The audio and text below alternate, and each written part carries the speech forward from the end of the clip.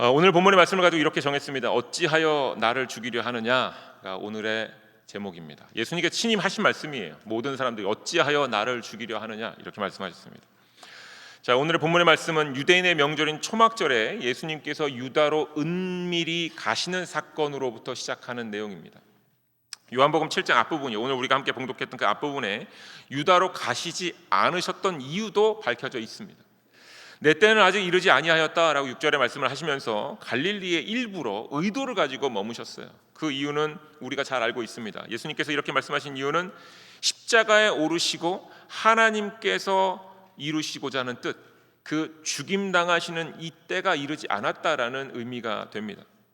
다시 말하면 죄를 온전히 다 밝히 드러내는데 아직 더 시간이 필요하다라고 생각하시는 것 같습니다.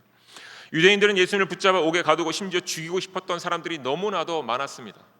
예수님께서 행하시는 이적 그리고 가르치신 내용을 듣고 있자니 그들은 모두 자신들을 향한 공격으로 여겼다는 겁니다. 바리새인과 율법주의자들은 자신들을 향한 공격으로 이것을 받아들였습니다.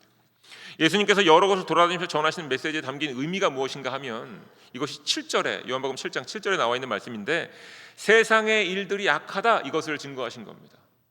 사람을 특정하진 않았을지라도 사실 세상이 너무 악하다.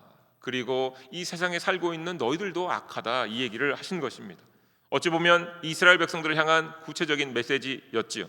좁은 의미에서는 하나님의 뜻을 잘 알고 있다고 여기는 바리새인들, 하나님 말씀을 자랑하고 있는 율법주의자들을 향해서 그들의 삶은 하나님의 뜻과는 별개로 살아가고 있다라는 것을 지적하신 것이고요. 조금 넓은 의미에서 보면 유대인들을 포함한 많은 죄인들, 즉 하나님의 뜻대로 살아가지 않고 살아가는 사람들, 이 죄인들을 증거하시기 때문에 많은 사람들이 예수님을 죽이고 싶어 했습니다. 이에 정말로 많은 유대인들이 예수님을 붙잡으려고 호시탐탐 시기를 노리고 있었습니다. 자, 이러한 이유로 갈릴리에 머물면서 사람들의 증오를 피하시고자 하셨던 예수님이셨어요. 그런데 예수님께서 은밀히 유대로 가십니다. 예루살렘으로 가십니다. 자, 유대로 은밀히 발걸음을 옮기신 이유에 대해서는 지난주에 설교 말씀으로 함께 나눴습니다. 어떤 예수님의 마음 안에 있었냐면 내가 이들 마음 안에 있는 모든 것들을 밝히 드러나게 하겠다라는 겁니다. 그들 마음 안에 있는 모든 것들을 밝히 드러나도록 내가 그들 가운데로 가겠다라는 겁니다. 예수님께서 이 땅에 오신 이유가 궁극적으로는 십자가의 사건이지만 하나님의 뜻을 이루기 위함이지만 사실 하나님의 뜻이란 무엇인가 하면 우리 안에 죄가 밝히 드러나는 것입니다. 그래서 사람들의 죄를 예수님께서 다 드러내시고 그 죄를 짊어지시고 십자가에 돌아가시는 것, 이것이 하나님의 뜻이었습니다. 자, 이를 통해서 사람들은 자신의 죄로 인해 예수님이 돌아가셨다는 것을 직접 목격하게 되고 깨닫게 됩니다. 십자가에 돌아가신 예수님을 통해서 자신의 죄가 사함받았음을 다시금 깨닫게 되는 겁니다. 죄로 죽어야 했던 나에게 영원한 생명이 주어졌구나 라는 이 길이 열린 것을 직접 보게 하셨다는 겁니다. 이것이 하나님의 뜻입니다. 이에 사람들의 마음의 생각, 즉 하나님의 뜻과는 다른 인간들의 생각은 반드시 하나님 앞에서 고백되어져야 하는 겁니다. 이 십자가의 여정 가운데, 우리를 구원하신 여정 가운데 반드시 드러나야 될 것은 우리 안에 있는 생각이 우리 스스로가 분별이 되어서 이것을 입술로 고백하고 주 앞에 엎드리는 것, 이것이 필요합니다. 하나님 앞에서 사람들의 죄는 입술을 통해서 반드시 고백되어져야 하고요, 고백되어진 죄는 주 예수 그리스도의 이름으로 사함을 얻는 것입니다. 속으로만 생각하고 있으면 안 돼요. 그냥 아시겠지 하는 정도 안 됩니다. 내가 나의 죄에 대해서 명확하게 이해를 하고 인지를 하고 이것을 고백하며 주 앞에 무릎을 꿇을 때에 예수 그리스도의 보혈의 피로 말미암아 우리는 사함을 받고 구원을 얻는 것입니다. 하지만 안타깝게도 사람들은 여전히 자신들의 생각이 밝히 드러나는 것 자체를 두려워했습니다. 이는 다른 표현으로 말하자면 세상의 미움을 받을 준비가 되어 있지 않았다라는 겁니다. 내가 내 얘기를 고백할 때에 사람들이 우리를 질타하는 겁니다. 우리가 우리의 것을 고백할 때에 또한 예수 그리스도의 이름을 고백할 때 세상은 우리를 향해 질타할 것이다라는 걸 알았습니다. 일반적인 사람들은 유대인들이 예수님에 대해서 고백하는 것을 듣고는 혹시 그들을 핍박하지 않을까, 율법주의자들이나 바리새인들이나 서기관들이 자신들을 핍박하지 않을까 싶어서 예수님에 대한 이야기를 함구하였습니다. 말하지 않았습니다. 스스로 입을 다물었습니다. 요한복음 3장 18절에 기록된 말씀의 의미가 이러한 의미를 담아내고 있습니다. 함께 보지요. 그를 믿는 자는 심판을 받지 아니하는 것이요 믿지 아니하는 자는 하나님의 독생자의 이름을 믿지 아니함으로 벌써 심판을 받은 것이니라. 아멘. 여러분, 이 심판을 받았다라는 의미는요, 판결이 완료됐다라는 의미예요. 이미 구별되었다라는 얘기입니다. 즉 죄인들의 삶은 죽음으로 나아가도록 이미 정해져 있었다라는 거예요. 죽음으로 나아가는 삶을 멈춰 세우신 분이 예수님이시고, 죽어야 할 사람들에게 영생을 인도하기 위해서 예수님께 친히 이 땅에 오셨는데 사람들이 입을 다뭅니다. 왜 다물지요? 질타 안 받으려고, 욕먹지 않으려고, 괜히 말 섞었다가 불이익 당하지 않으려고 입을 다뭅니다. 그런데 입을 다문과 동시에 죄의 고백도 피하게 됩니다. 예수님에 대한 이야기를 자꾸 꺼내야 우리 안에 죄성을 발견해서 고백할 수 있는데, 예수님의 얘기를 하지 않으니 아예 죄에 대한 이야기도 할 이유가 없어지는 겁니다. 독생자의 이름을 믿지 않았다라는 것은 죄가 드러나는 것을 불편해했다라는 의미와 통합니다. 따라서 이러한 인생이요, 죄가 드러나는 것을 불편해하는 인생에게 주어진 것은 죽음 가운데 살아가는 것, 이것이 전부입니다. 요한복음 23장 20절과 21절의 말씀을 함께 같이 보겠습니다. 악을 행하는 자마다 빛을 미워하여 빛으로 오지 아니하나니 이는 그 행위가 드러날까 함이요 진리를 따르는 자는 빛으로 오나니 이는 그 행위가 하나님 안에서 행한 것임을 나타내려 함이라 하시니라. 아멘. 자, 하나님의 뜻을 따르지 않는 사람들의 특징은 무엇인가 하면 내 행동이 드러나는 것이 싫어서 더더욱 주님께로 나오지 않는다라는 거예요. 내가 무슨 행동을 하고 어떤 마음을 품고 이것이 드러나는 게 너무 싫으니까 예수님께 오지 않는다라는 겁니다. 하지만 진리신 예수님을 믿고 따르는 자는요, 빛이신 예수님께로 나오는 겁니다. 왜 그렇습니까? 내가 죄인임을 아니까, 또 내 생각 가운데 내 행동 가운데 죄된 것이 있음을 아니까, 다는 몰라도 내가 자꾸 주님과 함께 동행하며 한 걸음 한 걸음 나아갈 때에 내 안에 있는 모든 것들이 밝히 드러나 고백할 수 있어서 내가 정결함을 받고 있음을 알고 있으니 더 나가는 겁니다. 때로 죄를 고백하고 내 삶을 나누는 거 쉬운 일은 아니에요. 내가 죄를 지은 것을 남과 이야기하는 것 또한 이것을 드러낼 때 수치심이 들을 수도 있습니다. 그런데 이와 같은 행동을 하면서 주님께로 나아가는 이유는 내가 하나님의 자녀임이 믿어지고 매 순간마다 이것을 더욱더 확실하게 내가 붙잡기 위해서 나아가는 겁니다. 자신의 생각이, 우리의 마음 안에 있는 생각이 하나님께서 허락하신 것인지 아닌지 확인하고 싶으니까 예수님께로 나아가는 겁니다. 그 가운데 분별함을 얻는 겁니다. 자, 이것만 봐도 예수님께서 이 땅에 오신 이유가 분명하지요. 사람들의 마음의 생각과 그 생각들을 통해서 드러난 그들의 행동이 어떤 의미가 있는지 밝히 드러내시려고 예수님께서 이 땅에 오신 겁니다. 십자가의 사건 하나만 해결하시려고 이 땅에 오신 것이 아니고요, 십자가의 사건 안에 담겨있는 의미는 무엇인가 하면 우리의 죄가 밝히 드러나 우리의 입술로 죄를 고백하고, 죄를 고백한 뒤에 주님 앞에 무릎을 꿇고 죄사함을 입고 영원한 생명까지 얻는 과정, 이것이 십자가의 길, 여정이 되는 겁니다. 이로써 사람은 죄사함을 받고 영생을 얻게 하시기 위해 예수님께서 이것 때문에 이 땅에 오셨습니다. 그리고 십자가에 오르시면서 죄사함을 받은 유일한 길은 예수님 한 분이심을 알려주시려고 예수님이 친히 이 땅에 오셨습니다. 따라서 예수님과 함께 살아가는 사람들의 마음의 생각은 항상 밝히 드러나는 것이 정상입니다. 지난주에도 제가 그래서 여쭤봤어요. 여러분, 매일매일 주님과 함께 살아가신다면 여러분의 생각 안에 어떤 것이 여러분의 생각이고 어떤 것이 하나님의 생각인지를 분별하시게 될 것이라고 말씀을 드렸어요. 매일매일 예수님과 동행하고 있다면 우리 마음의 생각은 언제나 분별이 되어져야 하고 분별받아져야 합니다. 만약 매 순간 나의 생각이 드러나고 분별되는 시간을 얻지 못하고 있다면, 분별이 안 되고 있다면 이는 분명 예수님의 빛, 그 빛을 외면하는 것일 수 있다라고 말씀을 드렸습니다. 현대의 기독교인들은 아마 이렇게 생각할지 모르겠어요. 나는 예수님을 믿습니다. 내가 예수님을 주님으로 고백했어요. 그렇기 때문에 나는 예수님을 외면하는 것은 아닙니다 라고 말할지 모르겠습니다. 그런데요, 예수님이 사셨던 그 시대에 유대인들이 사실 이와 같은 유사한 생각을 했다라는 것이 문제입니다. 나는 하나님을 믿고 나 율법 잘 지키고 있어, 제사 다 지내고 있어, 석권제, 번제, 석죄제 다 드리고 있어, 그러니 나는 하나님을 믿는 하나님의 백성이야 라고 했지만 예수님께서 하신 얘기는 너희가 하나님의 뜻을 외면하고 있다, 이렇게 말씀하셨다는 거예요. 예수님께서는 사람들 가운데 오셔서 그들이 하나님의 뜻과 다른 삶을 살고 있음을 친히 지적하셨고요. 그로 말미암아 사람이 스스로는 믿어서는 안 되는 존재임을 밝히 나타내셨습니다. 교만하지 말라, 자만하지 말라. 매 순간마다 하나님께 묻고 하나님의 뜻으로 하나님의 생각과 인간의 생각을 구분하라 말씀하신 겁니다. 따라서 마찬가지로 현대 기독교인들도 항상 이것을 우리는 기억해야 됩니다. 사람은 스스로를 믿어서는 안 되는 존재임을 반드시 기억하셔야 됩니다. 따라서 매 순간 빛이신 예수님 앞으로 나와야 하고요. 자신의 마음의 생각을 분별하는 삶을 살아야 하는 것이 신앙생활입니다. 그래서 신앙생활이 때로 쉽지 않은 것이에요.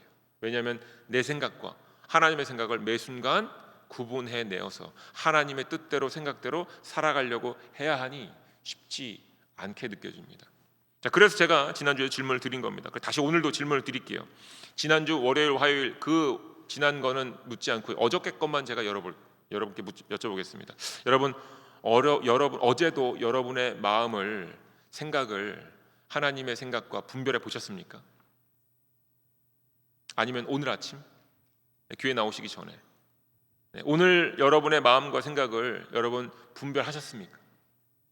제가 일부 예배 때도 잠깐 제 얘기를 잠깐 나눠드렸는데 제가 중학교 때 교회를 이제 가는 주일 아침에 항상 재미있는 무슨 텔레비전 프로그램이 있어요. 아시는 분들 계시겠지만 무슨 명랑 운동회 이런 것도 하고요. 뭐 여러 가지 주일 아침에 9시, 10시 요 사이에 프로그램 많이 했습니다. 그래서 제가 그거 너무 보고 싶어서 평소에는 교회 가니까 항상 못 보는데 너무 보고 싶어서 아침에 배 아프다고 어머니한테 말씀 주셨어요. 어머니 오늘 아침 너무 배가 아픕니다. 배가 너무 아픕니다. 네. 저희 어머니께서 눈치를 채셨어요. 얘가 교회 가기 싫구나 이렇게 눈치채셨습니다. 그럼에도 불구하고 못 갈 정도니 못 갈 것 같습니다. 이렇게 말씀드렸어요. 네. 그리고 정말 안 갔어요. 어머니께서 교회 갔다 올게 그러면 누워 있어라. 그래서 어머니가 나가시자마자 저는 얼른 거실에 나가서 텔레비전을 탁 켜고 아침에 하는 프로그램을 신나게 보는 겁니다. 근데 이걸 끝까지 다 보고 있으면 어머니 오셨을 때 텔레비전이 브라운관 TV니까 뜨거워지잖아요. 나는 이제 10분 정도 전에 텔레비전을 끄고 텔레비전을 식히고 다시 침대 가서 이렇게 누워 있는 거예요. 그럼 이제 어머니가 오셔서 몸은 좀 괜찮니? 그래서 점심은 먹어야 되지 않겠니? 그러면 아닌 척하고 일어나서 조금 나아진 척하고 일어나서 밥 먹는 겁니다. 근데 사실 여러분 어머니가 딱 나가시고 텔레비전을 딱 킬 때 이미 벌써 제 마음 안에 분별이 끝납니다.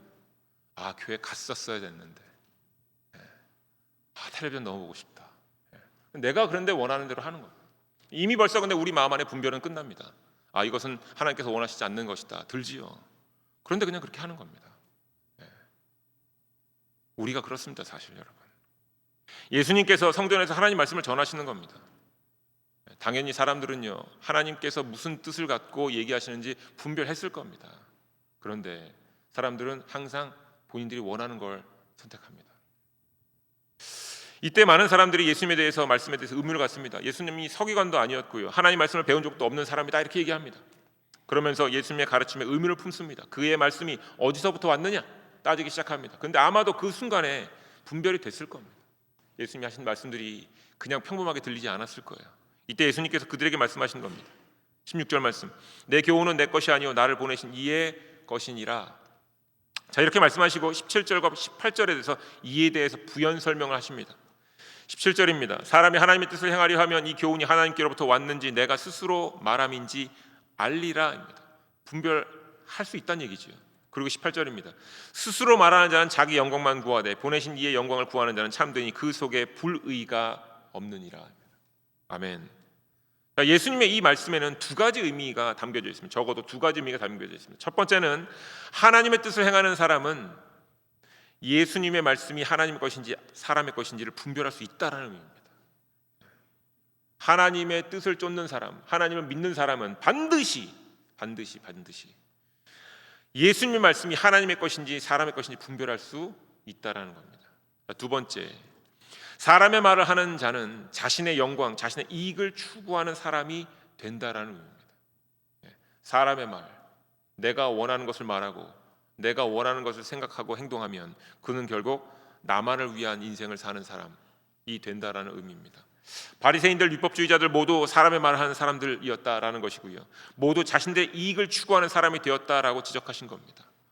제사를 드리고 또한 많은 사람들을 섬기고 또한 그들에게 말씀을 가르쳤지만 그들이 가장 즐거워했던 것은 사람들이 자신에게 와서 무릎을 꿇고 배우길 원하고 나를 높여주는 것입니다. 말씀 안에 담겨있는 하나님의 뜻을 전하는 것이 아니라 내가 높임받고 내가 사람들 사이에서 outstanding, 그냥 잘나 보이는 사람처럼 보이기를 원하는 마음, 그 마음으로 채워져 있었다는 겁니다. 자, 이와 같은 말씀을 하시면서 19절의 말씀을 하시는 겁니다. 너무 중요한 말씀이지요. 모세가 너희에게 율법을 주지 아니하였느냐? 너희 중에 율법을 지키는 자가 없도다. 너희가 어찌하여 나를 죽이려 하느냐? 모세의 율법엔 모세의 뜻이 아닌 하나님의 뜻이 담겨져 있는데 하나님의 뜻을 행한다 하는 유대인들 중에 하나님의 뜻을 지키는 자가 한 명도 없더라라는 겁니다. 예수님께서 이 땅에 오신 이유를 분별하지 못했고요. 하나님의 뜻을 지키는 척하면서 하나님의 뜻을 전혀 알지 못하니 결국 예수님을 죽이고자 하는 마음이 그들 안에 들어왔고 그것 안에 머물더라라는 겁니다. 사랑하는 교회 여러분, 오늘 예수님께서 하신 말씀은 매우 단순한 얘기지만 매우 깊은 의미를 담고 있는 구절입니다. 하나님을 믿는다 하는 이들이요, 예수님을 죽이려 한다라는 겁니다. 하나님을 믿는다 하면서 예수님을 죽이려 한다라는 것입니다. 예수님을 죽이려 한다는 것은 단순히 예수님을 죽이는 것만 의미하지 않습니다. 그 안에는 적어도 세 가지의 의미가 있습니다. 여러분 잘 기억하셔야 됩니다. 첫 번째는 마음의 생각에 죄가 드러났는데 죄를 인정하지 않고 있음을 의미합니다. 예수님께서 빛으로 오셨는데 빛을 받았음에도 불구하고 죄를 인정하지 않는 것을 의미합니다. 사람들은 속으로 생각하면서 자신들의 생각에 대한 고백이 아닌 변명들을 만들어냅니다. 예수님께서 그건 하나님의 뜻이 아니야 이렇게 얘기하니까 저는요 이런 이유가 있고요, 저런 이유가 있고요, 저에게는 형편이 이렇고요, 막 변명을 늘어놓기 시작합니다. 말과 행동 속에 담긴 자신의 생각을 다양한 이름으로 포장합니다. 어쩔 수 없었어요. 그럴 수밖에 없었습니다. 제 형편 아시잖아요. 제 어려움 아시잖아요. 나름대로 합리적으로 나름대로 의로움을 가지고 개인의 입장에서 다양한 이유들을 제시합니다. 이때에 예수님의 빛은 사라지게 됩니다. 여러분, 빛은 항상 있는 게 아니라 항상 우리에게 비추지만 우리가 예수님을 거부하고 죄를 인정하지 않을 때 나도 모르게 어둠으로 쑥 들어가는 겁니다. 빛이 사라지면 앞으로 나아가는 길도 안 보이기 시작합니다. 마음속에 죄를 인정하지 않으면 결국 어떻게 되는가 하면 죄의 자리에 머물러 버립니다. 이것이 첫 번째입니다. 마음속의 생각들에 죄가 드러났는데 이것을 고백하지 않으면 죄를 인정하지 않는 것이 되고 결국 죄에 머물게 됩니다. 두 번째입니다. 마음의 생각들 속에 죄가 드러난 죄를 인정하지 않고 그 죄의 자리에 머물게 되면 결국 나를 위해서 일하는 것밖에 할 수 있는 게 없어집니다. 그래서 나를 위해서만 일하게 되는 겁니다. 하나님의 뜻을 따르지 못하는 다양한 이유들을 지켜내기 위해서, 사람들에게 인정받기 위해서, 나만의 명분을 쌓기 위해서 열심히 나를 위해서 일합니다. 이것이 결국 사람의 영광을 위해서 일하는 것이 됩니다. 여러분, 우리가 이런 얘기 들어보셨을 겁니다. 모든 무덤에는 이유가 있다. 모든 죽음에는 이유가 있겠지요. 사고로 인해서 생명이 다할 수도 있고요, 육신의 질병으로 인해서 생명이 다할 수도 있고요. 결국 죽음을 맞이할 수밖에 없는 나름의 이유는 분명히 있을 겁니다. 하지만 믿는 이들에게, 영원한 나라 천국을 믿는 이들에게 죽음은, 육신의 죽음은 죄의 대가 그 이상도 그 이하도 아닙니다. 게다가 예수님께서 이 땅에 오신 이유는 이러한 죄의 대가에서 벗어나 우리를 하나님의 나라로 인도하시려는 것이었습니다. 우리에게 있어서 죽음은, 육신의 죽음은 죄의 대가 그 이상도 이하도 아닌데 그와 같은 우리들을 예수님께서 건져내셔서 천국으로 인도하시는 겁니다. 그런데 사람이 하나님의 뜻을 따르지 않으면서 다양한 이유와 변명을 하고 있다라는 것은 결국 스스로의 영광을 위한 자리에 머물러 있다라는 것이고요, 정확하게 말하면 사람의 영광이란 무엇입니까? 죽음의 자리 그 이상도 그 이하도 아닙니다. 명예, 권력 다 지나갑니다. 재물 없어집니다. 가지고 천국 갈 수도 없습니다. 결국 다 없어지고요, 결국 죽음의 자리 그 이상도 이하도 아닙니다. 사람의 영광이란 이런 것입니다. 그래서 이것을 기억하셔야 됩니다. 세 번째, 예수님을 죽이려 한다는 것은요, 예수님의 빛을 감추었다는 의미이기도 합니다. 예수님이 나를 위해서 이 땅에 오셨지만 나만을 위해서 오셨습니까? 아니지요. 하나님께서 한 사람 모세에게 율법을 주셨고 그 모세를 통해서 많은 이들에게 율법을 나누게 하셨습니다. 마찬가지예요. 한 사람을 통해서 하나님 말씀이 이루어지는 것을 보면서 동시에 모든 사람을 통해서 하나님의 뜻이 이루어질 것을 우리로 알게 하신 겁니다. 자, 그런데 사람들이 하나님의 뜻을 감추고 있는 예수님까지도 감추어 버리는 일까지 나아갑니다. 우리가 빛으로 오신 예수님의 빛을 받고는 우리의 죄를 고백하지 않으면 그냥 우리만 끝나는 게 아니라 우리 주변에 있는 사람들에게도 이 어둠이 그대로 증거됩니다. 내 안에 찾아오신 그 빛을 내가 피하면 내가 빛을 잃는 걸로 끝나는 것이 아니라 내 주변의 모든 사람들도 빛을 잃을 수 있는 영향력을 줄 수 있는 사람으로 바뀌어 버립니다. 자신의 영광, 사람의 영광을 위해서 결국 예수님을 죽이고자 했다라는 표현으로까지 나가는 겁니다. 자신들의 마음이 불편해지자 그 마음의 불편함에 대해서 묵상하지 않고 결국 불편한 마음을 진정시키려고 예수님의 빛을 감추려고 예수님을 죽이고자 했다는 겁니다. 단순한 일이 아닙니다. 죄를 피하면 그냥 그것으로 끝나는 것이 아니라 죄를 피하면 결국 그 사람은 예수님을 죽이고자 하는 데까지 나아갈 수 있음을 오늘 말씀이 보여주시는 것입니다. 사랑하는 교회 여러분, 우리에게 이러한 모습이 없는지 살펴보아야 합니다. 주께서 세우시는 성전이 되기 위해서 우리 안에 어떤 모습이 있는지 우리는 매 순간 매일매일 살펴보아야 합니다. 우리 마음 안에 죄가 드러났는데 외면하고 모른 채 하는 것도 이와 같습니다. 여러분, 외면하고 모른 채 하면 잠깐은 편할 수 있어요. 잠깐은 지나갈 수 있는 것처럼 느껴질 수 있습니다. 하지만 죄를 알고 있는데 고백하고 참회하고 정결함을 받기 위해서 전심으로 하나님께 나아가고 있지 않는 모습으로 바뀐다라는 겁니다. 잠깐 어느 한순간에 외면하고 모른 채 하는 것, 이것으로 끝나지 않고요. 결국에는 하나님께 나아가지 않는 사람으로 전락해 버립니다. 다른 사람은 모르고 나만 알고 있으니 사람들 사이에서 괜찮은 듯 살아가는 것도 예수님을 죽이는 것과 같습니다. 여러분, 지난주에도 말씀드렸지만 아내는 모르는 나만의 죄, 저만의 죄 있지요. 제 안에 있는 여러 가지 불순하고 하나님께서 원하시지 않는 생각들, 음란한 생각, 탐심, 정욕, 저한테도 수많은 생각들이 찾아옵니다.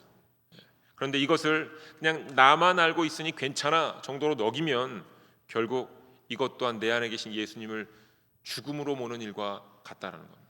마찬가지로 이런 겁니다. 여러분, 히브리서 말씀을 보면요, 히브리서 6장에 어떤 말씀이 기록되어 있냐면 한 번 은혜를 맛보고 성령을 맛보고 빛을 본 뒤에 그럼에도 불구하고 그리스도 도의 초보에서 자라나지 못하면, 죽은 행실에서 벗어나지 못하면 또 다시 한번 예수님을 죽인다, 십자가에 못 박는다라는 의미의 말씀이 히브리서 6장에 기록되어져 있습니다.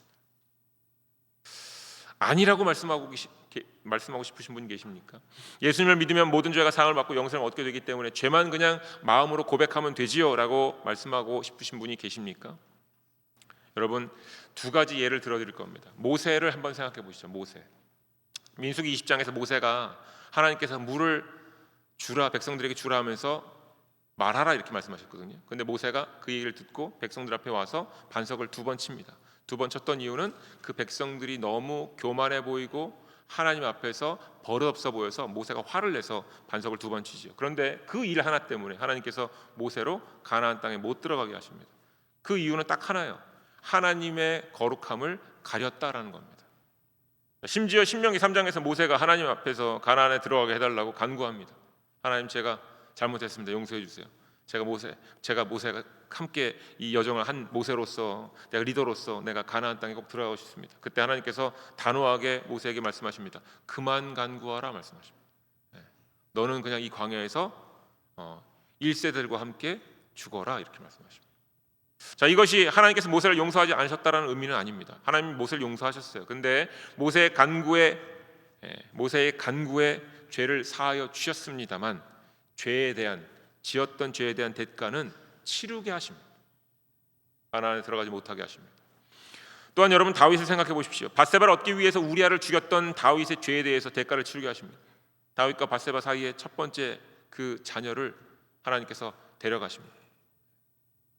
하지만 다윗을 이끄시면서 하나님의 마음에 합한 자라는 호칭을 얻게 하십니다. 죄는 사해 주셨어요. 하지만 죄에 대한 대가는 치르게 하셨습니다. 믿는 이들의 마음에 죄를 짓고 이를 행동으로 옮기지 않았다면 죄만 고백해도 될 것 같습니다. 우리가 그렇게 지금까지 배운 것 같아요. 그렇게 들은 것 같아요. 그냥 전심으로 주님 앞에 무릎 꿇고 기도하고 하면 아무것도 안 해도 될 것 같이 여깁니다. 그런데 용서하면 받습니다만 마음에 죄가 드러났다면 사실 우리는 여러 번 이 행동을 한 겁니다. 아마 행동을 옮겼을 거예요. 결국 말과 행동으로 어느 순간에 드러났을 겁니다. 표정으로 드러났을 거예요. 누군가에게 말로 상처를 줬을 겁니다. 절대로 마음만으로 죄는 짓지는 않았을 겁니다. 심지어 예수님께서는 마음으로 지은 죄도 행동으로 지은 죄로 인정하시니 죄는 고백만으로 끝내지 않고 하나님께 나오는 것이 반드시 필요합니다. 그러니까 고백만 하고 가만히 있으면 안 됩니다. 고백하고 주님께 나와서 정결함을 받아야 됩니다. 사랑하는 여러분, 죄된 것이 마음에서 드러나고 밝혀질 때마다 여러분 노트에 적으시길 주님의 이름으로 간절히 축원드립니다. 여러분, 우리가 은혜의 경험을 기록으로 남겨요. 내가 받았던 은혜, 감사했던 일, 선교 보고서도 쓰고 이웃에게 전하기도 하고 그리고 또한 함께 나누기도 하는데 여러분, 죄에 대한 기록도 기록해 놓으셔야 됩니다. 성경에 괜히 여러 사람들의 죄가 기록되어 있는 것이 아닙니다. 이거를 확인하고 인지하고 다음부터 두 번 다시 이와 같은 일로부터 자유할 수 있도록, 이겨낼 수 있도록 기록으로 남겨주시는 겁니다.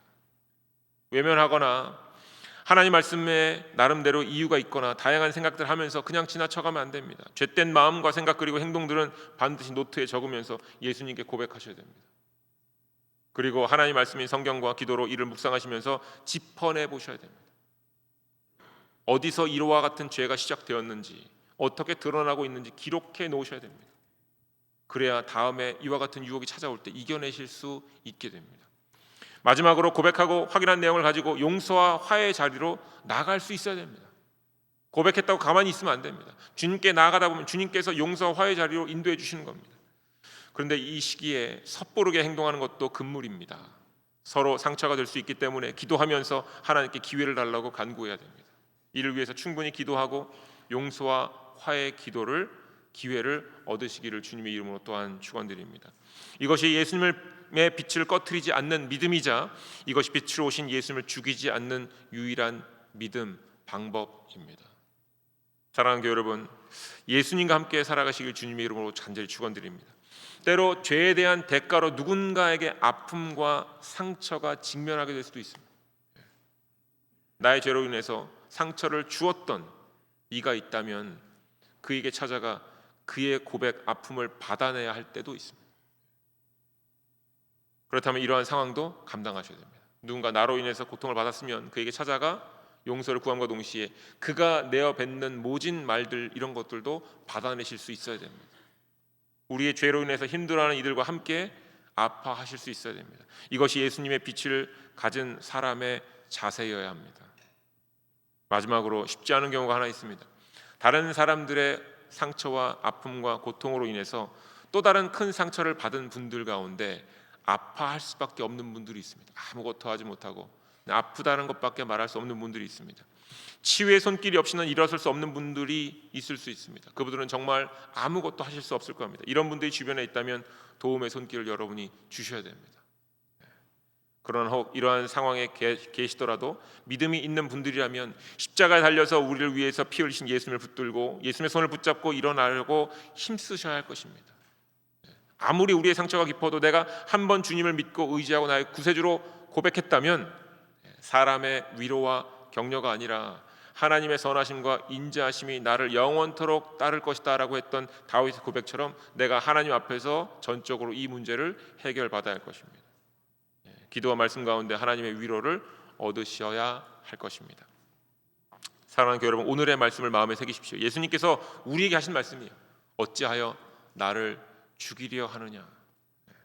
아니요, 예수님, 우리는 예수님을 죽이려고 한 적이 없습니다. 예수님 무슨 말씀하시는 겁니까? 이게 아닙니다. 예수님 말씀의 의미를 기억하십시오. 우리의 마음과 생각, 우리의 말과 행동이 우리 안에 영원한 생명, 빛으로 오신 예수님을 죽일 수 있습니다. 마음을 분별하지 않는 것, 이것이 예수님을 죽일 수 있습니다. 자기를 위해서만 일하는 것, 이것이 예수님을 죽일 수 있습니다. 빛을 죽이고 주변을 어둡게 만드는 것, 이것이 예수님을 죽이는 일이 되기도 합니다. 우리가 우리 스스로 살기 위해서 이 땅에 빛으로 오신 예수님의 빛을 소멸할 수도 있다라는 겁니다. 불평과 원망, 시기와 질투, 아픔과 고통은 빛이 사라진 자리들에 대한 표현입니다. 불평이나 원망이나 시기나 질투나 아픔과 고통이 드러나는 모든 것은 사실 빛이 사라졌기 때문에 그와 같은 얘기들이 터져 나오는 겁니다. 따라서 빠르게 그 상황을 인지하셔야 됩니다. 그리고 개인의 생각과 마음, 그 다음에 말과 행동을 점검하시면서 그 자리를 빨리 피하셔야 됩니다. 도망치셔야 됩니다. 더욱이 주님께 의지하여 치유로 인도함을 받아야 하는 것입니다. 하나님께 주신 말씀과 기도로 반드시 치유를 받아야 이 모든 것들이 해결이 됩니다. 여러분 잊지 마십시오. 예수님은 빛으로 오셨습니다. 우리 모두를 빛으로 인도하실 것입니다.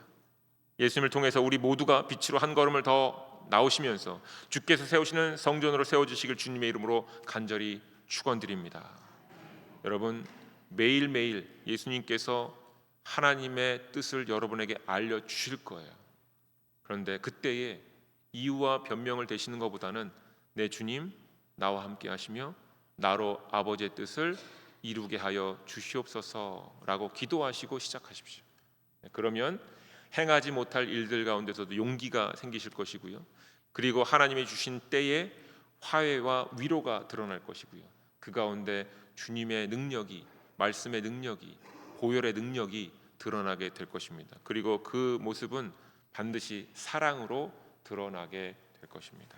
이것을 잊지 마시고 주께서 세우시는 성전으로서 더욱 경건하게 한 걸음 더 나오시길 주님의 이름으로 간절히 축원드리겠습니다. 기도하겠습니다. 우리 마음에 손을 얹고 함께 말씀 가지고 기도했으면 좋겠습니다.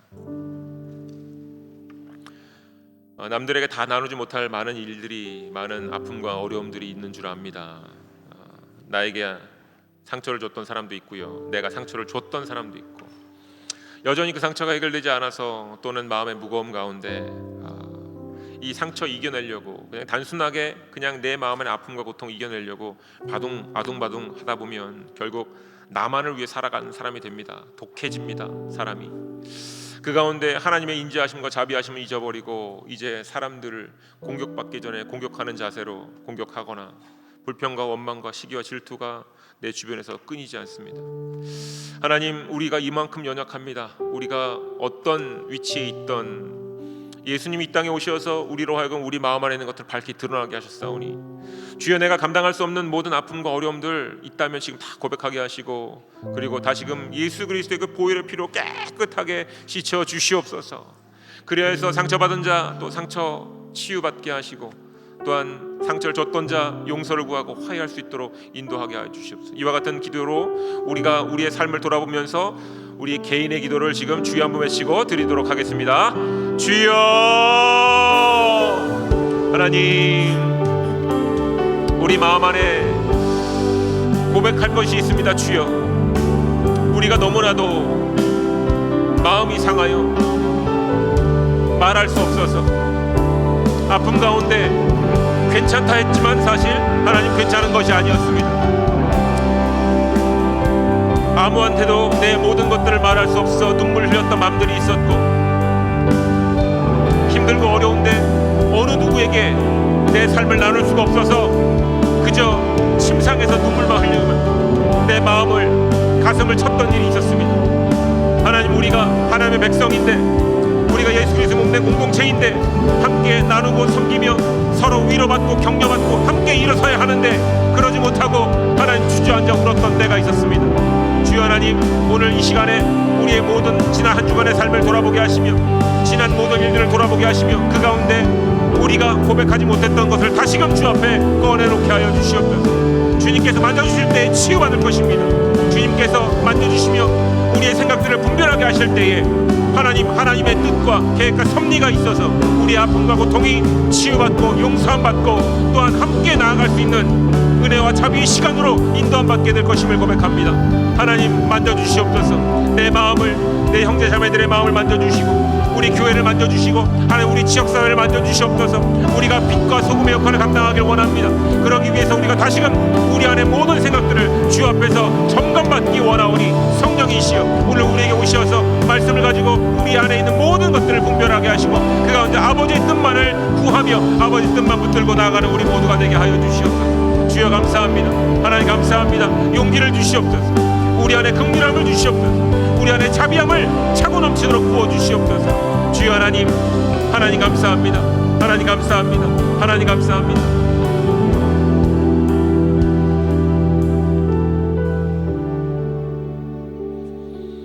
하나님, 우리의 삶을 통하여서 입술의 고백을 우리가 주 앞에 올려드렸습니다.